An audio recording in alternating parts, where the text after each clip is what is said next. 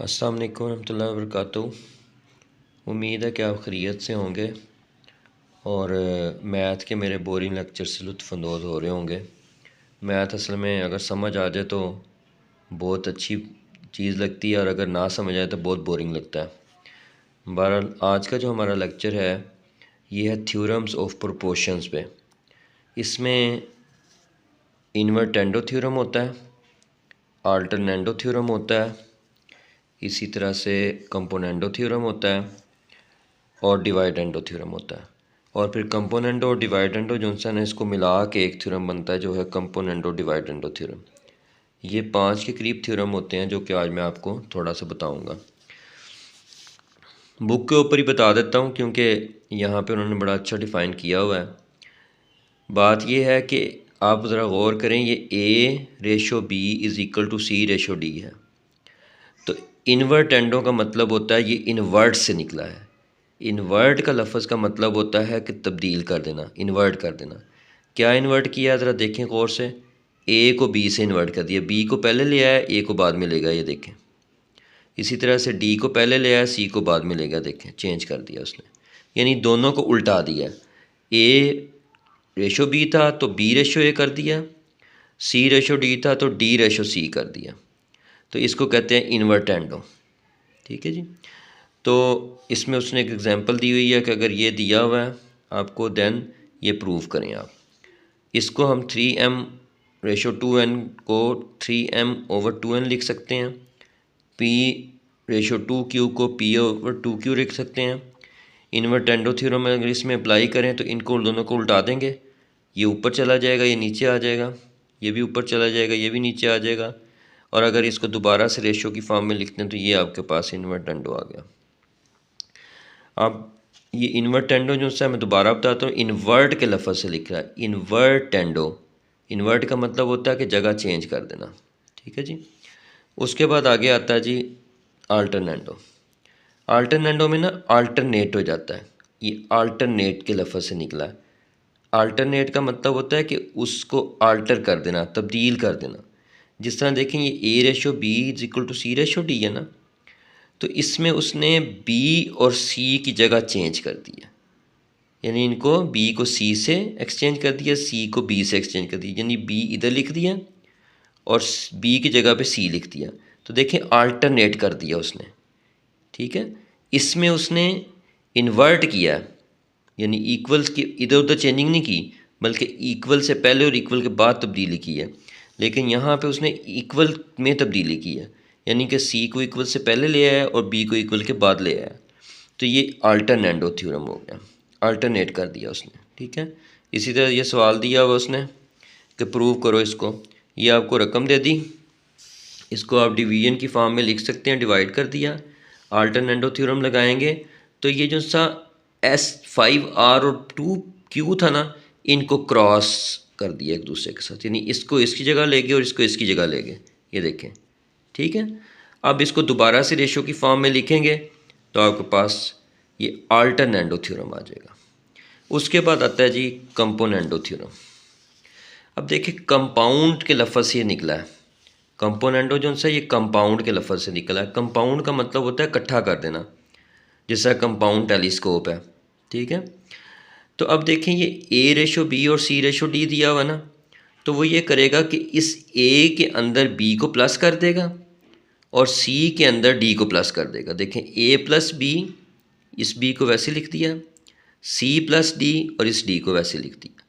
अब देखें ये उसने पहले में यानी फर्स्ट वन में दूसरे को प्लस किया, लेकिन अब ये भी कर सकते हैं कि दूसरे में पहले को प्लस कर दें। ठीक है, तो ये हो सकता है A को वैसे लिख दिया और B में A को प्लस कर दिया, C को वैसे लिख दिया और D में C को प्लस कर दिया, दोनों तरह से ठीक है। ठीक है, यानी कि ये कंपोनेंडो थ्योरम ये है कि आपने किसी एक रकम को कंपाउंड बना लेना, यानी उसमें प्लस कर देना। पहली में अगर करेंगे तो दूसरी को प्लस करेंगे, तीसरी में चौथी को प्लस कर देंगे। लेकिन अगर दूसरी में करना है तो पहले को प्लस करेंगे उसमें, और चौथी में भी तीसरी को प्लस कर देंगे, दोनों तरह से ठीक है। अब ये एग्जांपल दी हुई है उसने, ये उसने दी हुई है रकम हमें। अब इसमें कहता है ये प्रूव करो। तो m+3 इज और n और p और q -2 है, ठीक है। इसको रेशो की फॉर्म को हम डिवीजन की फॉर्म में लिख सकते हैं। अब कंपोनेंडो थ्योरम यहाँ पे लगाना है, मतलब ये है कि जो ऊपर वाली रकम है ना, ऊपर वाली रकम उसमें नीचे वाली को प्लस कर दिया, ये देखें, जो ऊपर वाली रकम है ना उसमें नीचे वाली को प्लस कर दिया, देखें, ठीक है। और ब्रैकेट्स को ओपन कर दिया, इसमें ब्रैकेट को ओपन कर दिया, इसमें ब्रैकेट को ओपन कर दिया, उसके बाद इसको आपने दोबारा से रेशो की फॉर्म में लिख दिया। तो देखें ये कंपोनेंडो बन गया, पहले में उसने दूसरे को प्लस कर दिया, देखें, ठीक है। अब आ गया था डिवाइड एंडो। अच्छा, डिवाइड एंडो जो सा ये डिवीजन से निकला है, डिवाइड कर देना। जब डिवाइड करते होते हैं तो माइनस करते होते हैं, जब कंपाउंड करते होते हैं तो प्लस करते होते हैं, जब डिवाइड करते होते हैं तो माइनस करते होते हैं। यानी ये आपको रेशो दी हुई है। अब पहले में दूसरे को माइनस कर दें या तीसरे में चौथे को माइनस कर दें, या दूसरे में पहले को माइनस कर दें, चौथे में तीसरे को माइनस कर दें, ये देखें, ठीक है। तो ये डिवाइड एंडो आ गया। तो ये याद रखना है कि कंपोनेंडो यानी कंपाउंड से निकला है उसमें प्लस करना है, और डिवाइड एंडो यानी डिवीजन से निकला है इसमें माइनस करते होते हैं। उसके बाद यहाँ पे ये रकम दी हुई है, इसको आपने पहले रेशो की फॉर्म को डिवीजन की फॉर्म में कन्वर्ट कर लेना है। अब इसमें आपने क्या करना है, इसमें मिसाल तौर पे ऊपर वाली रकम है ना, इस रकम में हम ये जो ऊपर वाली रकम है m+1 है, ठीक है, तो इसमें नीचे वाली रकम को जो सा ना वो ऐड कर माइनस कर देंगे। अब इसने जो सा ना ये डायरेक्ट करके दिखा दिया आपको, m+n-n+2 कर देंगे अगर यहाँ पे, तो वो ये इसके साथ मिलके 3 हो जाएगा, ठीक है। तो ये इसी तरह से ऊपर वाले में नीचे वाले को प्लस किया हुआ उसने, ठीक, माइनस किया हुआ इसमें, तो ये डिवाइड एंडो थ्योरम हो गया। तो इस दोबारा बता देता हूँ, कंपोनेंडो थ्योरम में आप प्लस कर देते हैं पहले में दूसरे को, या तीसरे में चौथे को, या दूसरे में पहले को, या चौथे में तीसरे को। लेकिन डिवाइड एंडो में इसके उल्ट होता है, माइनस करेंगे, यानी कि पहले में दूसरे को माइनस कर दें, तीसरे में चौथे को माइनस कर दें, या दूसरे में पहले को माइनस कर दें और चौथे में तीसरे को माइनस कर दें। इस तरह से अब ये दोनों अगर थ्योरम हम इकट्ठे कर दें, कंपोनेंडो डिवाइड एंडो, तो ये यहाँ पे बन जाता है जी theorem of componendo divide endo.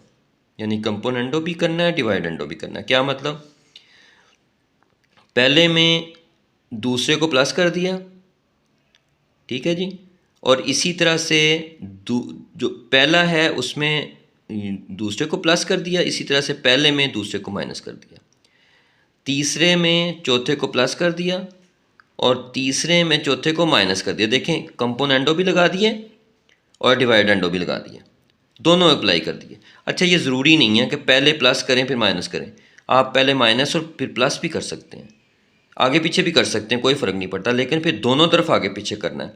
मिसाल के तौर पे पहले आपने इसमें प्लस किया था, कंपोनेंडो किया था, तो इसमें भी कंपोनेंडो ही किया, इसमें डिवाइड एंडो किया था तो इसमें भी डिवाइड एंडो किया। लेकिन जब आपने चेंज करना है, पहले डिवाइड एंडो लगाना है तो तीसरे में भी डिवाइड एंडो लगाना है, और दूसरे और चौथे में कंपोनेंडो लगा दिया। अगर आपने कंपोनेंडो डिवाइड एंडो करना है तो दोनों में करना है, अगर आपने डिवाइड एंडो कंपोनेंडो करना है दोनों में करना है, दोनों से कोई फ़र्क नहीं पड़ता, जवाब आपका वही आएगा।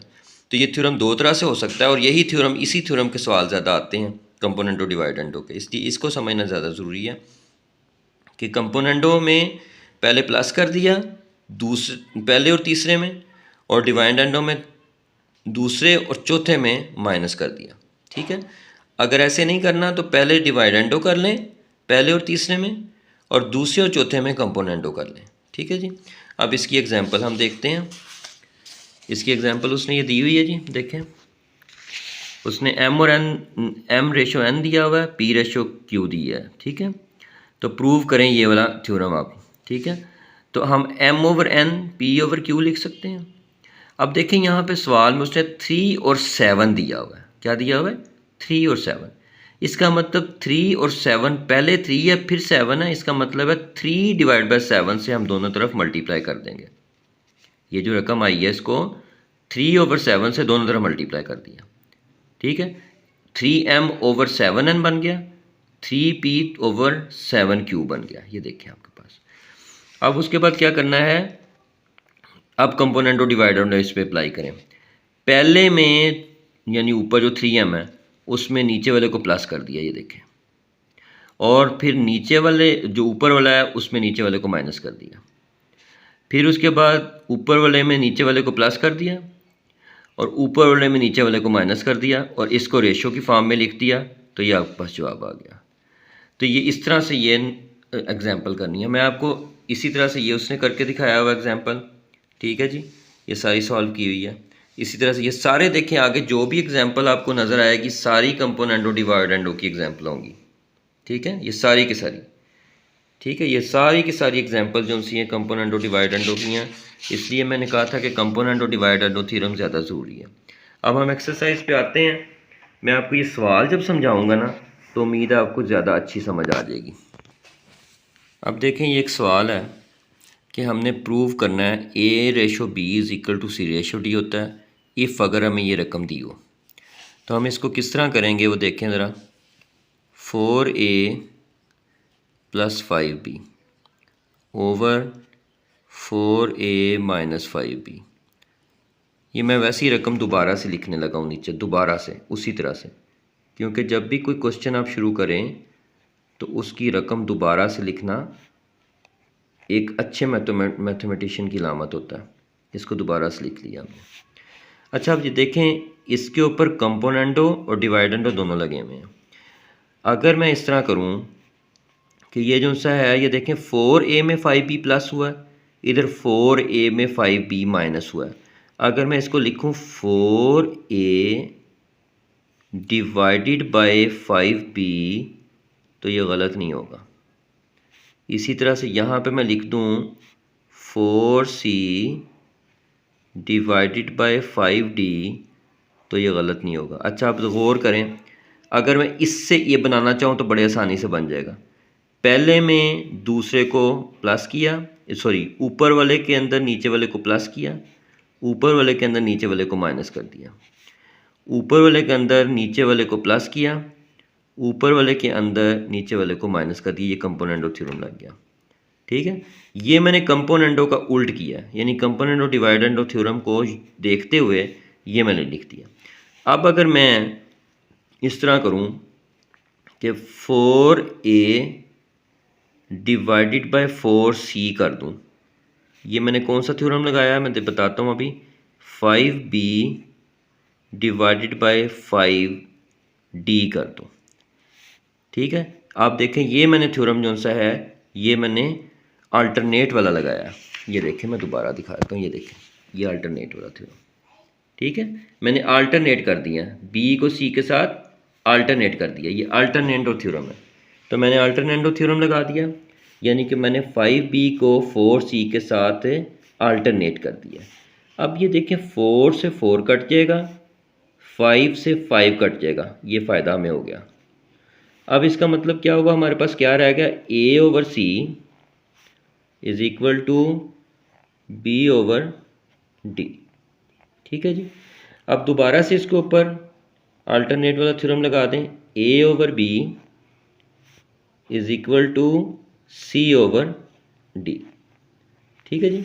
तो इसको लिख सकते हैं हम A/B is equal to C/D। तो क्या ये वही चीज़ नहीं है जो हमें ऊपर प्रूव करने के लिए उसने दी थी, ठीक है। तो मैंने दोबारा बताता हूँ क्या किया। पहले मैंने रकम लिखी दोबारा से, इससे मैंने अल्टरनेटो कंपोनेंटो थ्योरम के उल्ट ये निकाला, यानी इससे अल्टरनेटो कंपोनेंटो बना है, इसको मैंने इस फॉर्म में लिख लिया। अब मैंने इसको और इसको एक्सचेंज कर दिया, इसका मतलब हो गया कि ये एक्सचेंज होने से ये क्या बन गया, अल्टरनेटो थ्योरम, सिंपल अल्टरनेटो थ्योरम। तो यहाँ पे आप लिख भी सकते हैं फ्रॉम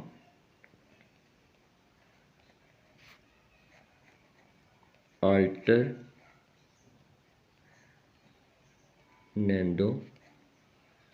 थ्योरम, ठीक है। उसके बाद इसकी कटिंग कर दी और फिर दोबारा से इसमें अल्टरनेटो थ्योरम लगा दिया, यानी बी को सी से एक्सचेंज कर दिया। उसके बाद इसको रेशो की फॉर्म में लिख दिया। सो प्रूव्ड, ये आपने प्रूव कर दिया। तो ये सारे के सारे सवाल जो एक्सरसाइज में दिए हुए हैं ना, पहले सवाल नंबर 1 जो सा क्वेश्चन नंबर 1 है जो सा, वो ऐसे ही करना है। ये वाला, ये सारे सवाल ऐसे ही करने हैं। ये मैंने आपको पहला सवाल करवाया, ये सारे सवाल ऐसे ही करने हैं। तो ये आप जो बाकी सवाल हैं, इस सवाल को जहन में रखते हुए जो मैंने करवा दिया है, इसको असाइनमेंट के तौर पे रखा करें और इस लेक्चर को सामने रख के तो इसको कर लिया करें, ठीक है।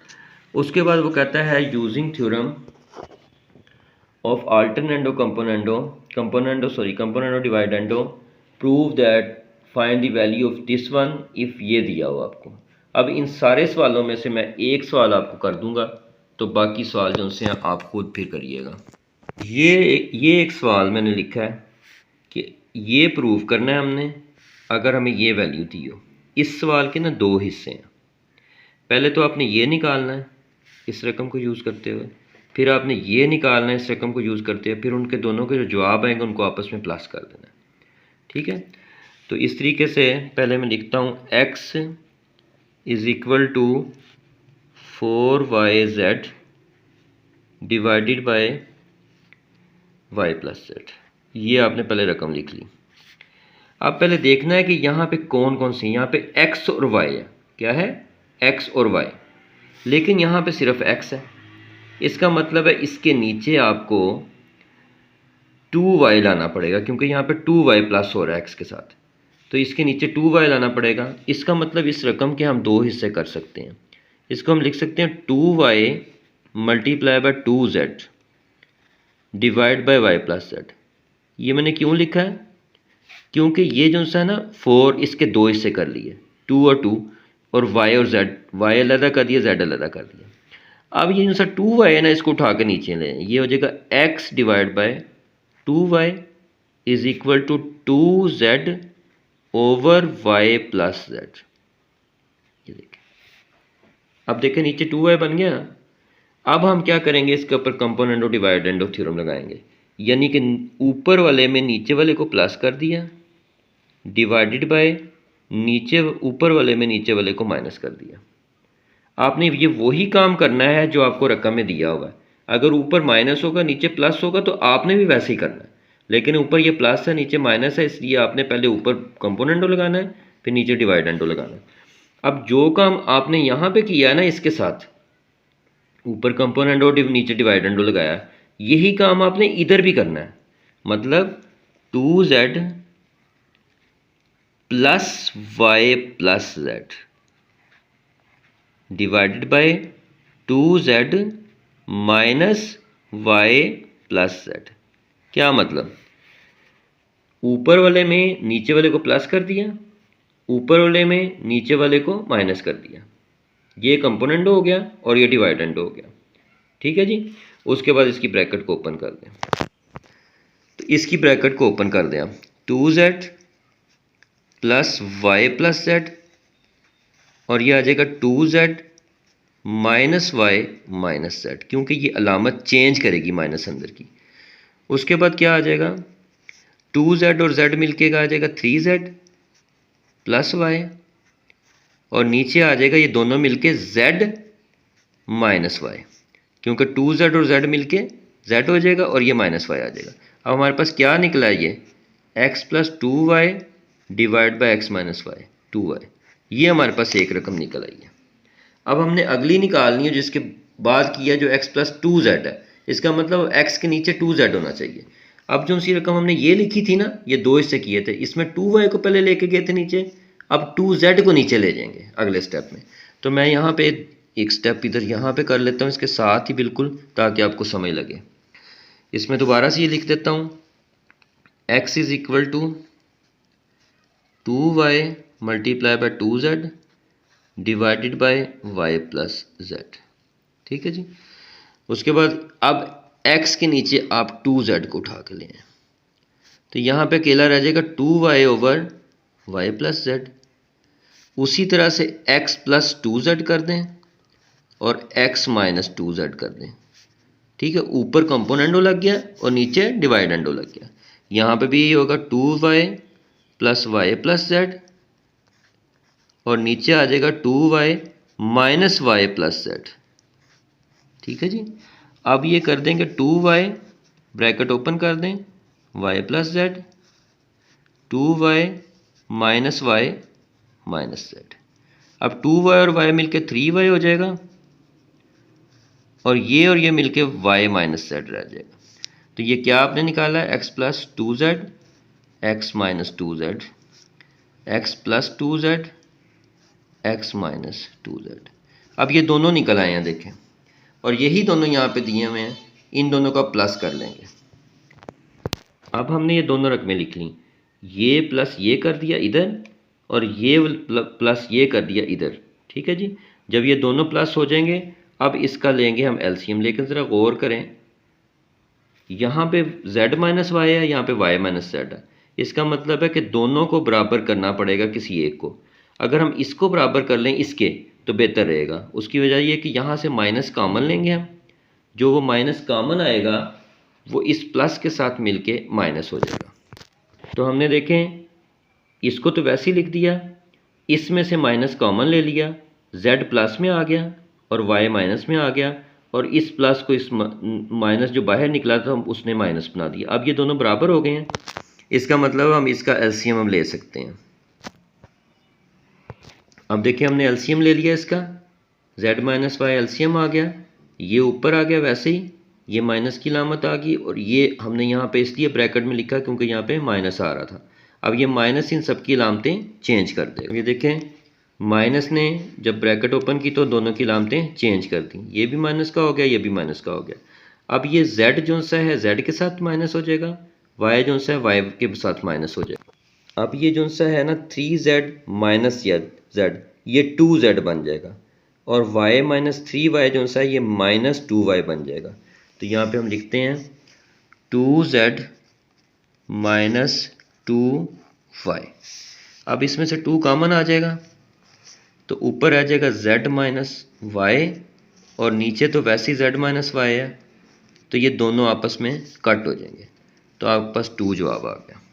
तो देखें इतना लंबा प्रोसेस किया है। ये सवाल दिया हुआ था आपको कि इसकी वैल्यू निकालें अगर ये दिया हो, तो पहले हमने इसके 2 हिस्से किए, पहले 2y को उठा के नीचे लेके गए, फिर 2z को उठा के नीचे लेके गए, ऊपर कंपोनेंट हो नीचे डिवाइडेंड हो थ्योरम दोनों तरफ लगा दिया, फिर इसकी वैल्यू निकाली दोनों की, ये दोनों की जो वैल्यू आई इसको इसमें प्लस किया, इसको इसमें प्लस किया, और ये हमने फिर उसके बाद ये इसको एलसीएम बराबर किया, ये माइनस आ गया, एलसीएम लिया, माइनस से इनका साइन चेंज कर दिया, इसके बाद इसको इसमें माइनस कर दिया, इसको इसमें माइनस कर दिया, उसके बाद जो सा आपके पास ये आ गया 2 कॉमन ले लिया, ये और ये आपस में कट गए और आपके पास 2 आ गया। तो इसका पूरे का जवाब जो सा आपके पास आता है वो 2 आता है। तो उम्मीद है कि आपको समझ आ गए होंगे आज के जो से सवाल हैं कि किस तरीके से इसको करने हैं। अगर आप ये लेक्चर सामने रखते हुए अपनी प्रैक्टिस करें तो आप ये सवाल जो से हैं ये सारे दूसरे सवाल कर सकते हैं। और अगर किसी चीज़ की समझ ना आए तो मैं आगे भी और सवाल नेक्स्ट आपको करवा दूंगा कुछ अगले लेक्चर में, ठीक है। तो वो आप मुझे बता सकते हैं, आप मुझे कमेंट कर सकते हैं कि कौन सा सवाल आपको समझ नहीं आया, तो मैं लेक्चर जो सा है आपको अब नया जो सा है ऐड कर दूंगा इंशाल्लाह। तो बाकी अपना ख्याल रखिएगा, इंशाल्लाह कल के नए लेक्चर के साथ हाज़िर होंगे। अस्सलाम वालेकुम व रहमतुल्लाहि व बरकातुहू।